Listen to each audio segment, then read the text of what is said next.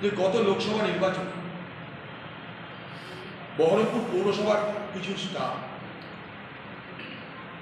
তারা কংগ্রেসকে ভালোবাসে বলে কংগ্রেসের পক্ষে ভোট করেছিল। সেই অপরাধে নির্বাচনের পর সেই সমস্ত স্টাফদেরকে চিহ্নিত করে পৌর কর্তৃপক্ষ সরকার তাদের বেতন বন্ধ করে দিল।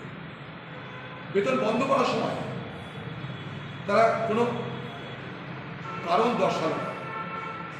কয়েক মাস হয়ে গেল তারা বেতন তারা পাচ্ছে না। তাদের মধ্যে দুজন তারা হাইকোর্ট গেছে।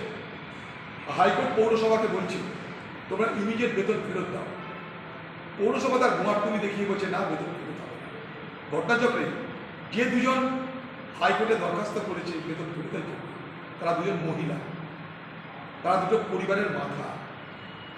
পশ্চিমবঙ্গ জুড়ে যখন আজ নারী নির্যাতনের কথা বলা হচ্ছে, তখন এই শহরের বুকে শুধুমাত্র কংগ্রেসকে সমর্থন করার অপরাধে দুটো পরিবার যাদের মাথারা নারী বেতন না দিয়ে তাদেরকে অভাবের মধ্যে ঠেলে দিয়ে যারা পরিতৃপ্তি পায় তারা কি নারী নির্যাতন করছে না?